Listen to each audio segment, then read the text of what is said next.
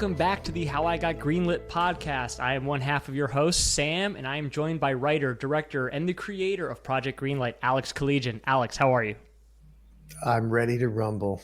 So, Alex, I have only one question for you, and it's this. Okay. Do you smell what The Rock is cooking? Ready? I think so. Mark Kerr, a man on a mission to be the greatest fighter in the world. But with everything he's been through, can he still fight? Or will all his hopes and dreams come crashing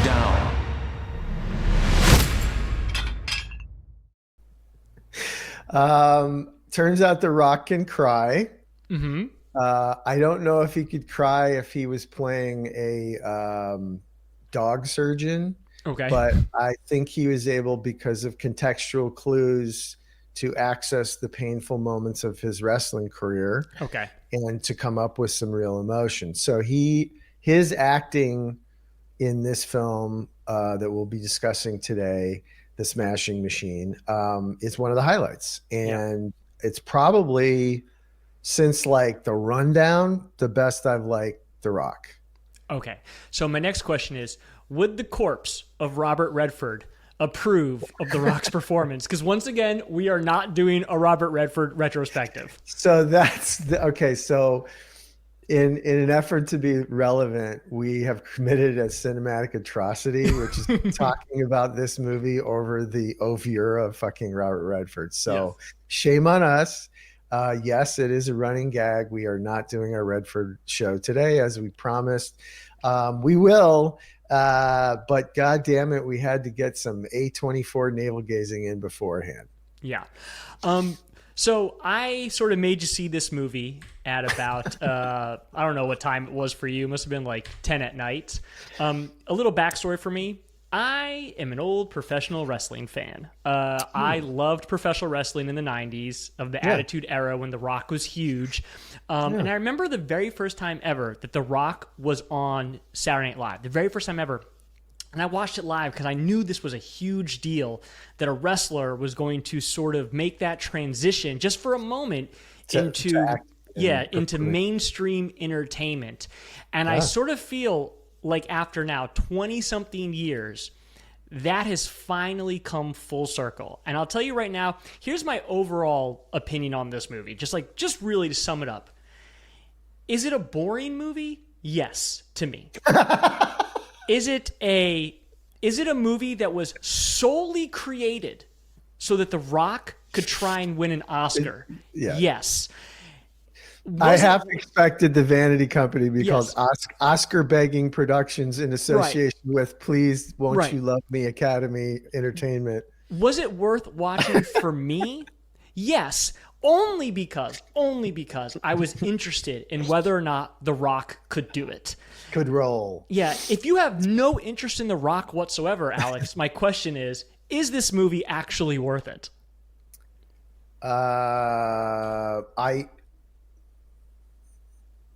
I ended up just enjoying Emily Blunt's outfits. How's that? Yeah. Whoa. Yeah. She was rocking them.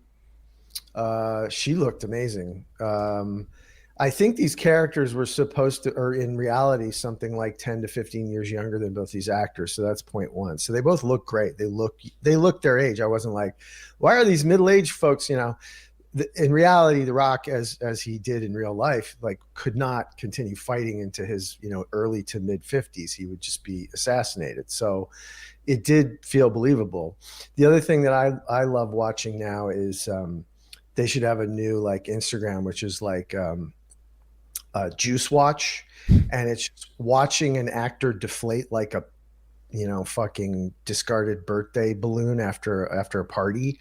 Because if you look at Dave Bautista and you look at The Rock now and others of their ilk, let's say 6 months ago or a year ago versus today, they are drastically like 100 pounds lighter. Like you see their necks again. You see they're like normal folk. They're well fit men in great shape for their age, but they're not these fucking superheroes, which define the WWE and like sort of blood sports and such and so. But I think that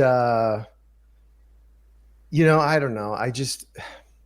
I know it's a good movie when I forget about all the Hollywood backbiting bullshit, but all I could see in this movie was like, oh, so like Benny Safdie was on the set of Oppenheimer picking his nose while Nolan was picking a lens, and he was bullshitting with Emily Blunt. And he's like, I'm a director. And she's like, really? Isn't that good for you? And he's like, I got this thing. And she's like, oh, really?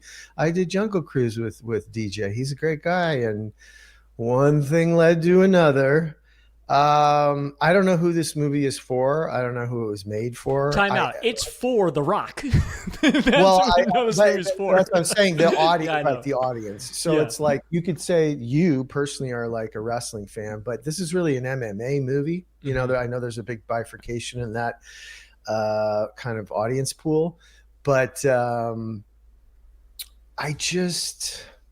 yes, it felt like a vanity exercise. It really did. And we know these movies, we've seen them. An actor has a certain hobby or fascination with a historical character and such and so. What was really amazing to me, and my girlfriend made sure that I would bring up today, was please talk about the trailers before the movie. Every single trailer was a vanity exercise from the actor that got the movie greenlit. So, for example, we had a movie by Timothée Chalamet playing a ping pong champion. Directed by the other Safdie brother. Directed by the other Safdie brother.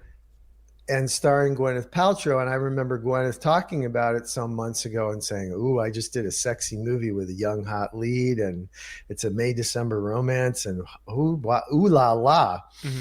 And then you watch the trailer, and it couldn't be further away from that. You don't even see them in the same frame. So somebody looked at the footage and was like, yeah, Chalamet kind of looks like an underfed, like meth dealer in a private school that like tried to have sex with his mom's friend. Yeah. So I didn't, you know what I mean? So it was that. And then it was like a Miles Teller, Elizabeth Olsen kind of afterlife movie. It sort of felt like that. A Heaven Can Wait style movie. I was going to say, yes, defending your life, that subgenre, defending your life, Heaven Can Wait, sort of like, or even that show that came out with Kristen Bell about the afterlife. Yeah. It was one of those like, hey, speculative fiction. Wow, we're pushing the envelope. And I don't want to say it felt like I was at the A24 Jump the Shark fucking Quinceañera, but it certainly could have been mistaken for that. There's sort of, all the movies, including this one, felt so far up his ass, I was watching a proctological exam. Well, I'm glad that your girlfriend brought that up. And the reason is that I actually think that if Timothée Chalamet does nothing but chase Oscars for the rest of his career, that's not a bad thing. And the reason is we'll end up getting him. It's a very bad thing. You think? Because I think it'll end up getting him in pretty good movies versus like Marvel films. They're going to shove him down our throat either way. And by the way, I like Timothée Chalamet. I think he's a good young actor. But if he's only seeking out good projects, aren't we more likely to get good movies? Personally, I think that movie, Marty Supreme, looks good. I'm actually excited to see it. Different strokes. I'm just telling you. Look, two things. Yeah. In a big Burbank theater, here's the good news. There was like a smattering of people in there. I think it was the like $5 Tuesday deal or something, because there was some bodies in the theater. Young, movie lovers, A24 or whatever, did not like the trailers, did not like the movie. In fact, like, written and directed by, whatever, Fade Out. And they were like, that sucked. It was like, it's rare when you see someone like yell out, like, wow. So the tenor of the room, look, I'll be honest, you said what a good movie, and that'll be our next episode, which is, who said it best, Plato or, fucking Aristotle about, what is good. Right. Right. My kid called me the other day from college. He said, Dad, I have to write a paper on what is style. And I said, I'm going now because I don't have to do that anymore. Good luck. Yeah, I don't know. It's I think it's interesting where if these actors who can, based on their top billing, get a project made, Either of them could. are seeking out prestige pictures. Isn't that a good thing in the long run? Are we more likely to get a P.T. Anderson film if The Rock wants to make a movie with P.T. Anderson and if he agrees to do so? I will say this about that. It seems that Benny Safdie had the respect from the actors to take direction. Yeah. That's the good news. The bad news is it's some of the worst direction I've seen in a while. Ooh. And the dramatic scenes felt like a TV movie. And the lighting made our show look well lit. No offense. No, are you talking shit about my $25 Chinese ring light? No, your Chinese ring light looks great. You look like fucking rich, like you have rich jojoba skin cream on. I look like a fucking, patient in a mental ward. But look, I'm not trying to heckle. A long time ago, I decided I'm not going to shit on filmmakers. He got the movie made. He got, I don't know. It should have cost 10. It probably cost 80 dealing with the people, the names that we're talking about. And that will piss me off on a whole nother level. So please, let's not discuss the real numbers. But it didn't look good. I was not a fan of the visual style. They were kind of going for docudrama, a lot of handheld.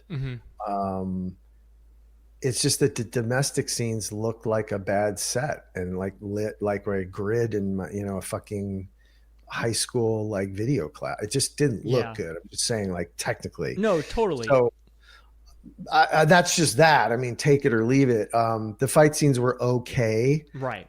He didn't put a lot of focus into them. They weren't this was not, Rocky, so to speak. He wasn't that interested in the actual fights, it seemed like. I don't know what he was interested in. I think he was interested in making a movie with The Rock, and there was a silver platter, opened, and it was you want to work with an A-list movie star? He's like, yep, I sure do. And okay, it's kind of there was a company in the 90s, and it was a smart business model. The guy said, I think he made his money in dry cleaners. It was this producer, and he wanted to work with movie stars. So he would go to Bruce, whatever the A-list of the time, I think it was mid 90s. So it'd be Travolta and Bruce Willis and people like that. And he would say, what's that one movie that no one will make, even though you're a big star and everybody loves you? And that was when Travolta said Battlefield Earth. And this kind of feels like The Rock's Battlefield Earth, something that he certainly has passion for. Almost certainly this Mark Kerr, real man, was an inspiration in this person's life and in The Rock's life and his career, and is deciding to do whatever he did with his life. He seems like a likable guy. In fact, we see the real character at the end of the film. I always love that when you watch a biopic and then they cut to either the old archive tape or the snapshots. In this case, they actually met the guy out on the street in 2025, and you go, oh, there, yeah, he is. Seems like a nice fella. He seems like a nice fella. When I go in and I see Emily Blunt looking all of 84 pounds soaking wet and The Rock looking like a man mountain, I'm like, okay, so at what act break is he going to beat the shit out of her in a juice rage? And he didn't. Mark Kerr just seemed like a gentle soul. I mean, he had his moments, but it wasn't that. It didn't go the way that sports biopics tend to, in the same way that music biopics tend to, which is, and then the brother died in a tragic thresher accident, and then they met the old blues man on the freight train, and then they played their first gig and everyone laughed. This one, he does do juice. He does have an opiate addiction. There is some of those, Stations of the Cross, but it kind of zigs when you think it's going to zag, which I like. You want to be surprised. You want to not call it before it happens. Unfortunately, where it zagged, it just wasn't that satisfying. And sometimes you're stuck with that in a biopic, a real guy. For example, they're set, I'm not giving anything away. They have a friendship. The guy's his coach. He's his buddy. He's his, kind of even helps him stay sober. Just a super nice character, his friend, who's also a fighter, who we're kind of seeing is not as good. Like Mark Kerr is like this guy who could be the best in the world. And they build up this thing where they're going to fight, where best friends are going to fight. And they're like, oh, yeah, it's all in good fun. And everyone's like, it's for the most money ever in this sport. So then it's like, ooh, are they going to be nice to each other? Or are they going to really try to hurt each other to win? And then we never got it. It's just like, no. So, I was having this conversation with a producer a couple of days ago. I have a script that it's based upon a true event. Or what did I say? Oh, it's based on a true story. And he goes, take me through that. And I told him what it was. And he goes, that's based on true events. So I would have liked it if it was based on true events, but they changed the ending and had him fight his best friend. Like that was the buildup, So it didn't all hang together. The Rock can act. Look, Emily Blunt's always good, but she wasn't great in this. And I always use that as the, if anybody asks what a director does, I say, did you ever see Black Swan? And they go, yeah, Natalie Portman was fucking amazing in that. I think she won the Oscar that year. She did. And then I show them Phantom Menace. And you go, oh, that's what a director does. Leads them this way or that way, turns up this volume, boosting the gain and all that. And it's just enough nudging left and right that you see actors are subjective to a director's vision when they listen, when they take direction. I think the reason that stars are wary to take real direction from a director is because they have to trust them. They're not going to be in the editing room like, hey, go big, go so big it's ridiculous. Well, I don't know, man. Are you going to use that take? I don't want to give you that take because you're going to use that take. Just trust me. And sometimes it plays out and they win an Oscar, or they're like, that's their favorite performance, etc. Or it goes the other way. It goes the Phantom Menace, like Annie. And so this situation is Emily Blunt's a great actor. I've liked her in a dozen movies, done different, I'm a good guy, I'm a bad guy, I'm a bitch, I'm a sweet, I'm Oppenheimer's gal, whatever. But this one, she looked good in a push-up bra, but you don't need that. You don't need the Emily Blunt firepower to get like a hot chick who's crazy. Yeah, so I've been on the record many times as being philosophically against awards for movies. I specifically cannot stand the Oscars. But it's important. The Oscars as like a contest, like conceptually, or the show? Both. And both. The self-congratulatory, masturbatory both quality. Of them. Gotcha. The concept and the execution. They feed each other in a negative way. Yeah. What I was going to say, it's impossible to talk about this movie without talking about the Oscars. The Academy has a long history. This movie will not be at the Oscars. So this is my question to you. All right, hear me out. Yeah. Why did Will Smith get nominated and win an Oscar for King Richard? Was it really such an amazing performance, or were they just rewarding a guy who has made them so much money over the last few decades? I also want to point out that I think The Rock is better in this movie than Leonardo DiCaprio was in The Revenant. I'm just throwing that out there. Yeah. See, I like The Revenant. That's a whole. I mean, maybe we should do a re-rev. Re-rev. Ruh-roh, it's re-rev. I get why you don't like it. And I get why I like it, but it's one of those things where it's like a platypus, like each individual part sort of works, but you put them all together and you're like, what?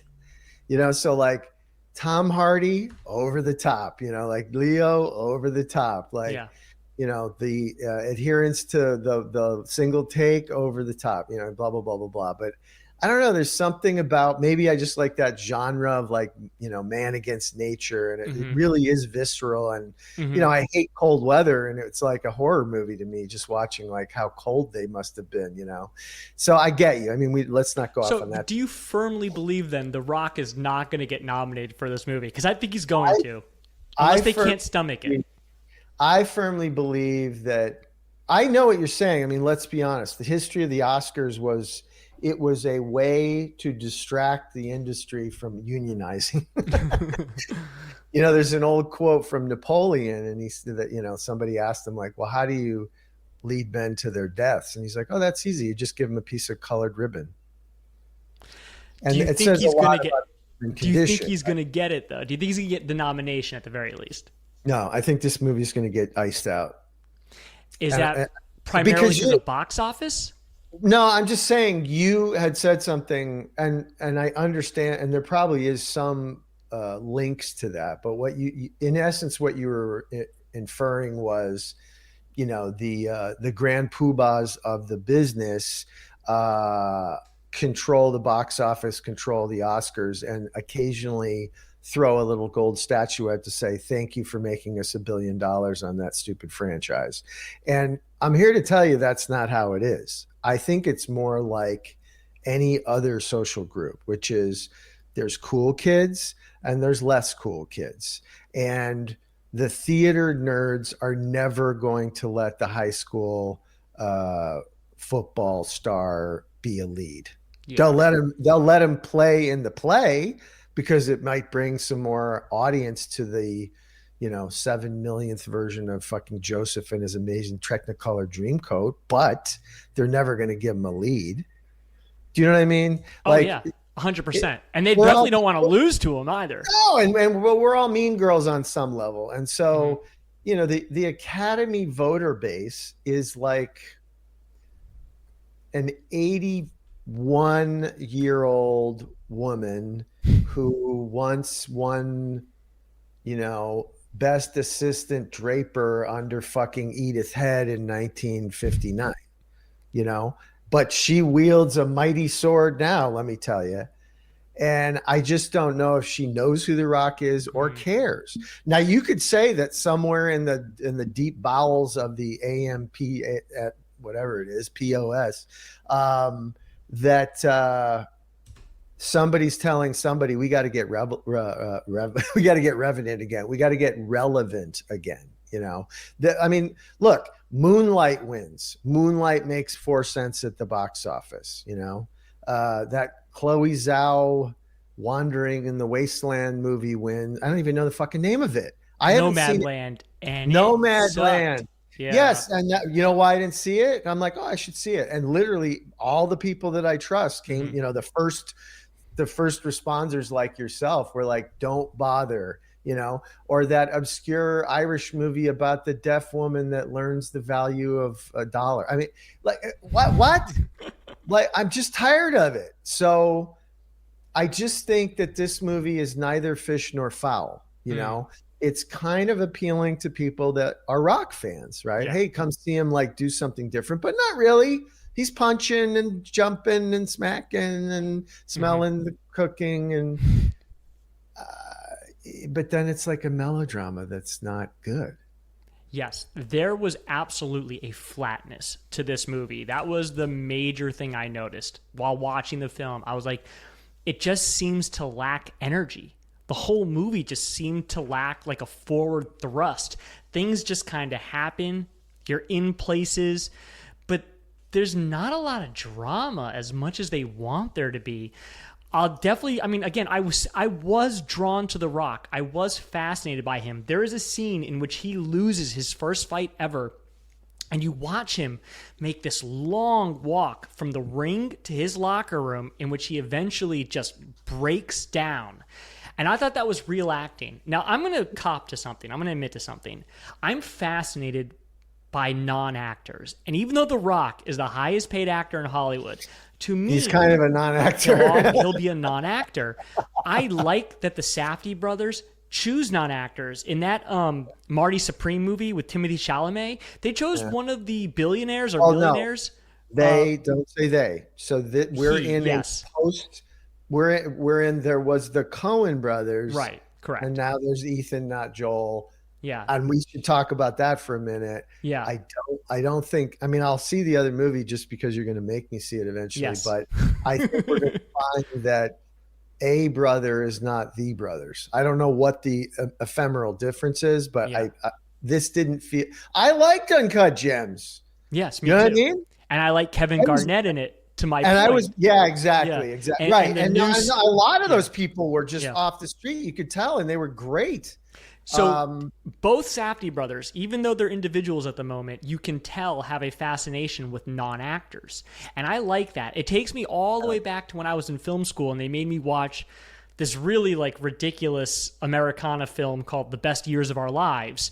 And it's about returning World War II veterans. This won all the Oscars of the day. And one of the veterans was a guy who had hooks for hands. He had lost both his hands. And it turned out this guy was a real veteran. And they gave him the Oscar, of course. But he was actually like pretty good. So I'm interested. Well, Audie Murphy, Yeah. if you know who that is. Yeah. Audie Murphy was a real life war hero who killed a ridiculous amount of soldiers with his bare hands. It's almost comic. And when you read like the Medal of Honor description, they got him to play himself in the Audie Murphy story. And he's pretty good.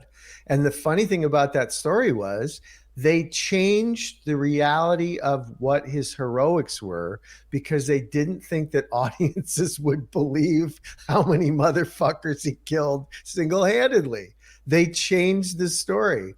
And the best part about him being in Hollywood of all time is there's a guy sitting with him in the commissary at, I don't know, Paramount, you know, in the olden days when it was like Roman Centurion, Spaceman, Talking Bear, showgirls, you know, all sitting at the lunch counter. So he's sitting there eating lunch with a friend, and he's kind of glaring across the commissary at an executive that was not very well liked by him or anybody. And his friend said, "Hey, Audie, what's up? What are you thinking about?" And he's like, "I'm thinking what a grenade would do to that table." In like a real monotone, like he knows exactly what a grenade would do to that table. So even our finest American heroes are driven to a point in Hollywood where they want to commit mass murder. But anyway, so let me just there is a point somewhere deep in the ether. If I had to guess, I think maybe the filmmakers thought they could massage some of the story of this real man to create a more compelling story. And there's a million examples of that. A million. It starts one place and they change stuff. They just change stuff. And that's because a film is not a novel, is not a biography, is not a documentary. It's a film. Yeah. So I wish they would have had the confidence in their storytelling to say, look, we're going to retain that Mark Kerr was a pioneer in his business, was a heroic figure, was a soft-spoken gentleman, even though in the ring he was the smashing machine. But we're going to actually let him fight his buddy and see what that feels like. Does he hold back? You know, he had more money than his friend. Is he going to like take him to the edge and then let him win? Or is he going to win because his ego must win? You know, winning is everything. And that's sort of the theme of the movie is he's trying to explain to his girlfriend and to the audience, like, look, winning is everything. It's just the best feeling. It's better than an orgasm. It's better than any. I always think of Arnold Schwarzenegger in Pumping Iron. You know, like every pump is like I'm coming. You know, I do the bicep curl and I'm coming, and I do the squat and then I'm coming. So every day I am coming. So it's like you hear these artists, artists too, like people, musicians, live performances, but you definitely hear winning athletes talk about that the feeling of winning is better than anything else in their life. And so I think that's where they were trying to go with this film is like when he's in the ring, when he's doing his magic act, all is well. But when he gets out of the ring, he has a dysfunctional relationship. He has some drug issues. He has this and that and the other, you know? Yeah. I want to go back to the split of the Safdie brothers. What we learned, I believe, split. what I believe we learned in the split. I believe it's called the Safdie Schism, but go on. The Safdie Schism. That's right, the Great Safdie Schism. I believe what we learned in the schism of the Coen brothers is which Coen brother was actually that's the Coen calamity. But yeah, yes, right. continue. I think we learned as a result of the Coen calamity which Coen brother was actually the director, and it was Joel. Ouch. Yeah, so, it was Joel. Let me just full disclosure. Yeah. I have not seen the brother Coen. Okay. The last thing I've seen from them was the Macbeth, which I believe was their. That's just Joel. That's just Joel. That's just Joel. Okay, so I like that movie. That's what I'm saying. Joel is the director, and Ethan is not. He's the visualist. He's But then too chilly. No Coen black humor. Right. Human moments. Yeah. Joel is the frozen one, and Ethan is the warm one, and we need the lukewarm in the middle. Yeah. Right. Is that what's her name? No, that's Spinal Tap. I'm listening to the making of Spinal Tap book on tape. And so Derek Smalls, the bassist, he's like, well, Nigel, he's like ice, right? And, David, he's like fire. And I'm trying to be lukewarm water. You know? So I think we're going to learn with Marty Supreme I don't even know these Safdie brothers. One's Benny, one's Josh. Which one? We watched the Benny movie. I believe Josh is Marty Supreme. All right, so I think we're going to learn Josh is got the visualist. Yeah, that he's the director. Because I think Marty Supreme looks great. I'm super interested in that story. Like a wheeling and dealing, 20-something-year-old trying to play. Yeah, he's like a ping pong player in Europe who's trying to bring it to the States. It felt like the trailer felt like he was doing his Catch Me If You Can. Catch Me If You Can, right? The Leo Spielberg movie about the young scam artist. It kind of felt like I'm young, but I'm scrappy and I'm going to convince you. And also the subplot of Mad Men where some rich kid wanted to make Highlight the new football.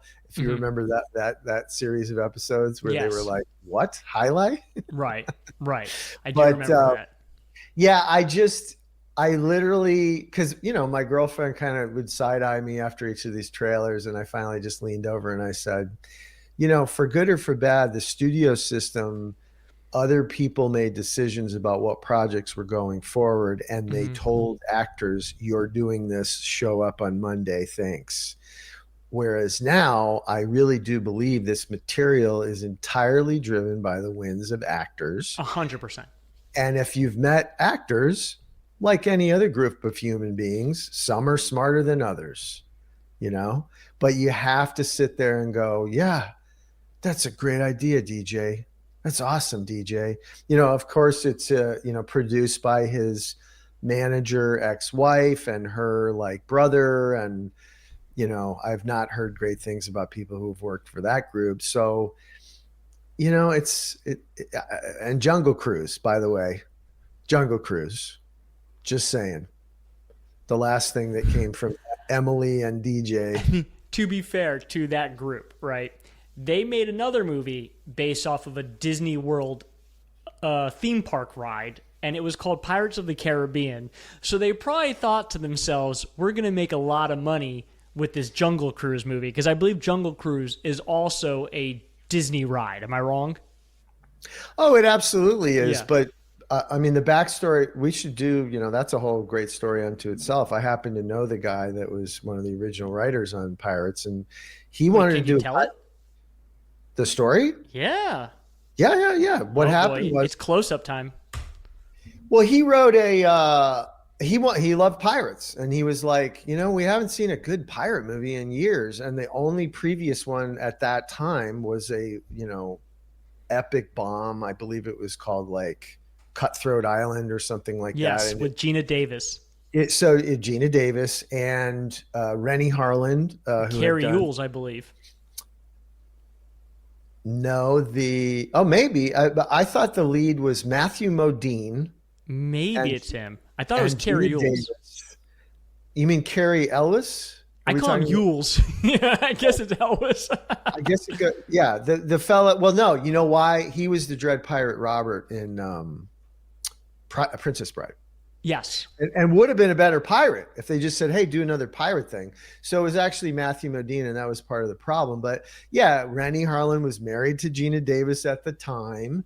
I believe they had just done Long Kiss Goodnight together, and a Shane Black script, big action movie. Cliffhanger obviously made a lot of money. He had done Die Hard 2. So Rennie had some juice. And up to that time, I think this was the most expensive movie, and it lost its ass. So Hollywood in its literalism, you know, is like, oh, pirates suck. It's like, well, or maybe that movie sucked, whatever. So this guy, Stuart Beattie, had written a spec about pirates. No magic, no hoodoo that you do. It was just like a cool pirate movie. And used it as a spec and a writing sample. And, you know, he was unproven at the time. So people were like, cool idea, bro. We're not making $100 million movie from the unknown dude. But then he went on and another spec he wrote was called Collateral. And that got made with Michael Mann. And so the guy has talent, and you could read it then. I mean, we were friends. He was like the night manager at the fucking Stage Deli, and I was like the assistant fucking PA on porn shoots at the time. But like, we read each other's stuff. I'm like, yeah, this is a cool script. It was set in New York, you know, cabbie, same story. Michael Mann didn't change much, but so he proved himself, and so he got into bigger rooms, and he's like, hey, pirate movie. And finally somebody at Disney was like, well, what if we just throw the fucking Pirates of the Caribbean into it, you know? And it kind of went from there. And of course they were like, yeah, great, no magic, whatever. And then they fired him and hired the guys who wrote Shrek, and they were like, magic. But he got story by, and he got a nice house in the hills. So happy ending there. But I actually have a lot of faith in starting, like, you know, because I have kids. I've been on the Jungle Cruise, let's say 20 times. And it's a lot of fun, because what they did with it was one of the first rides built in 1957 when the park opened. So when it was opened, it was a state-of-the-art sensation, lines out the block. But the nature of it is you go on a boat, but it's really a train. And we'll talk about invisible rails in another lesson about that. That is the Disney Imagineer secret philosophy of work, invisible rails. It feels like a boat, but really it's a train. We are in control. Enjoy the ride. So you're on this boat / train. You go through a jungle environment, which looks very much like the jungle environments from King Kong, the silent version, all the Tarzan movies, and the like two-reelers from the 30s, 40s, and 50s. It has that same kind of like lagoon feeling. You turn a corner, and an elephant pops out and sprays water at you, except it's an animatronic elephant. Animatronic lions, you know, roar at you. Animatronic monkeys are, you know, it's all animatronic. A hippo rears up, you know. So you get the fun of a Jungle Cruise, but, you know, 50 years later, it's not particularly terrifying. So what the ride, which I love, because Disney is so self-serious, what I love about it is when you get on the Jungle Cruise ride, the quote unquote pilot of the boat, who's the, you know, Disney employee who has the, you know, the loudspeaker to, oh, look out, you know, there's a boa constrictor, everyone duck. They started doing it like postmodern. So they're like, oh no, a hippo, look out. You know, and they have like a fake cap gun that they like, I'll handle this, pew, pew, you know, and they do it in a real snarky, funny way that you're all in on the joke, right? And little kids don't know that they're joking, but the adults are like, oh yeah, very scary, whatever. So when I heard about Jungle Cruise, I'm like, ooh, I hope they have, it's more like comedy action and they kind of poke fun at it, but it's like really, it's kind of like they could do like African Queen, but like, you know, more fun and make it more like Midnight Run or like Romancing the Stone. Like this could be awesome. And it wasn't. And look, I liked the filmmaker, Jame. He did The Shallows. He did some really great, like he even did that.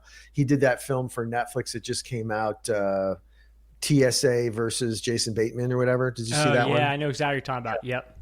I mean, he does like good, tight little thrillers where you're like, so it's like, okay, like, oh, the falls are coming, reverse the engines or whatever. I thought maybe he could pull that off. But again, you're dealing with these giant stars with their own agendas and, let's just say piss in the bottles, and everyone else can Google that if they don't know that story about certain people that we may or may not be talking about in this current film. But there's a lot of movie star hijinks that have happened since, the Charlie Chaplin administration, and we all have to chalk it up to the mark of genius. But I don't know if DJ is a genius, as he prefers to be called. I think he does a certain thing well. I think he made a smart choice to try a dramatic role in a world he knows intimately. He has been in those rooms. He has loved and lost. He has, I know he played football, he wrestled, this and that. He didn't win. He wasn't the most winningest guy undefeated. He lost sometimes. So I think an athlete can access that pain, especially they're in costume, they're in a real locker room. Like, you can get him there. And they did. He cried. I believed it. He's in the hospital bed. I believed his shame of being like an opioid addict and all that stuff. So should be given some credit where credit's due. I think the vehicle was flawed. And I think that whoever made those decisions, maybe it's him, maybe it's his team, maybe it was the softy, organization, but it didn't all add up, and some movies don't. So, I mean, as much as I seem to be shitting on this particular film, just remember, I'm only shitting on the system that it begat it. So I want to say, we may look at the failure box office wise of this film as an inflection point, much the way that some people look at. Stop right there. Stop. Sorry to interrupt you. Yeah. I don't want to talk about box office. No, I only mean it like this. Yeah. Much the way in which when Donald Trump failed to buy the Buffalo Bills, it set him on the path to becoming president. Seriously? Wait. So you're saying if Hitler went to art school, yes, if he had gone in, correct, we'd have 7 million more Jews on the planet. Yeah. So my point is that The Rock, because people teased, The Rock is teased running for president for about 5 years now, and I think if we give him all the Oscars and say, Rock, you're an amazing actor, you really know what you're doing out there, we may not get President Rock. And I don't think we really want President Rock. Well, you're avoiding the President Camacho issue, to borrow from Idiocracy. Yeah, exactly. So I'm just saying, maybe we should just give the man what he wants. Speaking of since you've brought in politics, here we go again. Well, two things. One is, I don't know what the box office of this movie is. I don't read box office. I don't look up box office. I will go to your point about you don't like the Oscars because it's maybe applying a competitive matrix over a creative art is not your bag. I agree with that. I would say that box office, someone once said, money is a way for the talentless to keep score. Yeah, that's a great saying. I just hope that The Rock, who probably is clued into the box office, doesn't say, you know what, maybe I'm not a serious actor, but I could be a serious political candidate. Like, that's the joke is who else do we have? I mean, when people say, Jon Stewart, save us, he's like, please stop saying that. I got bad news for you. The Rock's not running as a Democrat. No, I know. And that's what I'm saying is I think that this is not the end of public figures known for other things going into politics, sure. And I don't necessarily blame The Rock, or like Ben Affleck floated the notion, if you remember a few years ago. Yeah. And he, by the way, he's a smarter guy than The Rock. I just, I don't know if that's his lot in life, maybe, but Ronald Reagan, you could say, pierced that veil, whatever it is. But I think that is all a product of when you see who we got and you see the lack of bench. And I could look, forget colors, forget hat fucking messaging. Chuck Schumer, I thought, was beautifully described this week by Jon Stewart as a human flat tire. Oh my God. So that will always and forever be how whenever I see Chuck Schumer with his fucking glasses and his fucking affectation, I'm going to go, oh yeah, human flat tire. Exactly. And then you look at Ted Cruz and you go, who elected these people? Who do they represent? Do they think they're helping?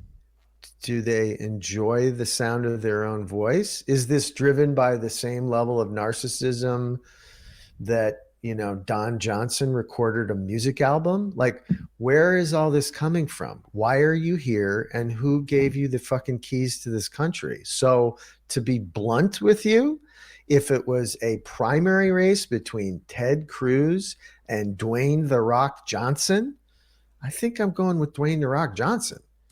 And what does that say about us? What has become of us? So here's a question. Is that the only way around the machines of power is to end run through celebrity?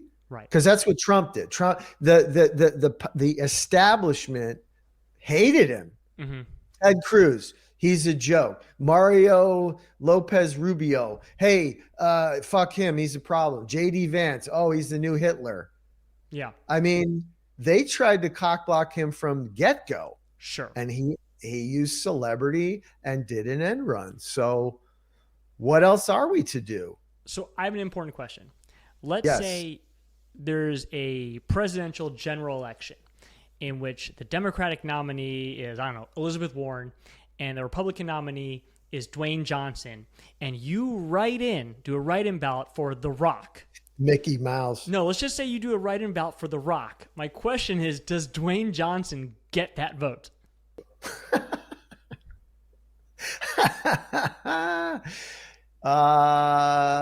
Yeah, probably. We all know who The Rock is, so he should. No, but I'm saying that's how dumb politics is now. I mean, it's and look, I just because you opened the bag of worms. I think that I try to hold on to this day by day, and when friends are really on the edge of wetness about this, I say, look, a lot of our system was and has been broken for decades. Decades. What this guy, because I don't like even saying his name, what this guy has done, what John Mulaney called the horse in the hospital, is he's come in and he's proven lie to things that we were taught were sacrosanct. And I guess you'd call laws and rules to play by. And he just went in and said, no, they're not. Or I dare you to impeach me. I dare you to sue me. I dare you to stop me. Yeah. And so right now, very disruptive. In 30 years, maybe, God willing, we'll get the sort of reforms that that closes these holes that we assumed were ironclad principles and foundational understandings of government and fair play and the rules and how it works, and say, okay, binding resolution, no more of this fucking bullshit. If you fuck with this line, we will have your fucking feet cut off. All members say aye, unanimous, and scare certain people out of the ring, scare certain people into acting right, and so on. But as we are now, he's kind of like that troll shithead hacker that you hire to test the security on your bank or whatever, right? He's like a disruptive thing that you put in to test the system, right? Now the question is will we survive the test? I don't know. And even watching this movie got me so angry that it turned into a polemic about what's wrong with the world. So if you want to talk about politics, we can change the name of this to How I Got Pissed Off. But I think that I don't like blood sports. I don't. I think I'm an angry person, but I don't get the visceral catharsis of seeing one person beat the shit out of someone else. Now, this was all simulated. This was a movie about blood sports, but it looked pretty goddamn realistic. And when you look at MMA, it's a vicious, violent sport. And I also understand why it's risen because, I was a fan like back when it was like, you'd watch these bootleg tapes and it was like, hey man, it's a Taekwondo black belt versus this big fat guy. And that was sort of interesting. It was almost like who would win in a fight, an alligator or a bear? And so it started from like, well, what's the best sport? Is it boxing? Is it kickboxing? Is it jujitsu and so on? And they've kind of figured out, oh, it's a mixture of this and a mixture of that and so on and so forth. But I don't want it on the White House lawn. Like I wish we had some measure of, what did the guy say? At long last, sir, have you no shame? Yes. At he said long it to last. Joe McCarthy. Yes. At long last, sir, have you no shame? So speaking of anger, this is my very last question of the podcast to you, and it relates to anger. Yesterday, I messaged you and I said, look, the corpse of Robert Redford isn't going to give us the numbies. It's not going to give us the listeners, right? So I said, we got to get The Rock in the hashtags. We got to do a Rock movie because we got to bring listeners onto this podcast. And my question is this, about anger. I did not know you were at your girlfriend's place having a nice evening. And how angry is your girlfriend at me that at the 11th hour of the day, you had to change all your plans and you made her go watch The Smashing Machine? How much trouble am I in? So the movie ends and I turn to her and I go, thank you for coming. I'm sorry to drag you out. I know we were like comfortable on the couch. I wanted to do right by Sam. And she goes, oh no, I really liked it. Oh, good. And it was like, good night, Mr. Walters. Like I was just like, and she's like, yeah, I could tell you didn't like it from your body language in the movie. It's like, I can deal with you being annoyed at me. I don't want your girlfriend annoyed at me. No, she actually liked it. She enjoyed it. She said, I don't want to watch a blood sport, but what I liked is I'm kind of fascinated, like what makes a person go and put themselves in bodily harm and try to harm another human being like that.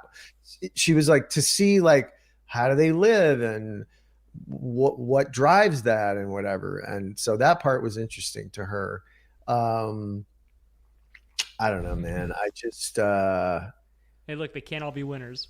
Well, here's what I'm trying to do is I'm trying to separate subject matter from filmic achievement. Yes. Right. So let's say this was about something I gave a fuck about. Like, I'll give you an example. Don't give a fuck about baseball. The Natural is one of my favorite movies ever. Yeah. So you can do it. Right. You can make me care about a sport that I think is just a waste of fucking time and energy. If it's good, if it's executed well, and in that case, it's a mythic movie, right? That speaking of our old Bob, as we like to call him, Bob was able to make that into a mythic journey where baseball was secondary. Right. In this case, there was no mythology. They were trying to ground it. They were trying to docudrama it. They were trying to cameras in there with them. It's very like shaky and like, news footage and all that, but didn't care. I ultimately really I didn't care about these people. The girlfriend was, clearly a bad influence. The guy was clearly from humble beginnings and, didn't really have much more to offer the world than punch, punch, smash, smash. So like, found his way. That's fine. That's heroic on its own, but like, the postscript was like, they show this girlfriend being a horrible influence throughout the movie, and basically, pointed the finger at the only losses he had was because she was a shitty girlfriend. And I don't know if that's true or not, Right. but the postscript in the, how they do the biopic and then they have to do the, and he's still on the run today or whatever the backstory is. And so they show him alive and well in 2025, still living in Arizona. And then they say, so they have a terrifically awful breakup scene that's just as bad as it could have gone. And then he goes and fights and loses. But then they say, when he came back, they were married 10 days later. Yeah, in Vegas. Yeah. Which sums it up. Which was kind of the punchline of the movie, right? Right. So anyways, Alex, thanks as always. Everybody, this is the How I Got Greenlit podcast. Look, we really appreciate you guys on the YouTube page commenting. Let us know what you think. We will respond back. I promise. I will get back to some of you guys. Let us know movies you think we should cover, guests you think we should try and get, that whole deal. Again, everyone, thanks for watching. Thanks for listening. And stay tuned next week because we might do Robert Redford's film catalog. Or we're rebranding How I Got Radicalized, and I'm going to wear a red hat and you're going to wear a blue hat, and hijinks will ensue. Who knows? All right, later. Anyway, Alex. Bob Redford lives. Thank you.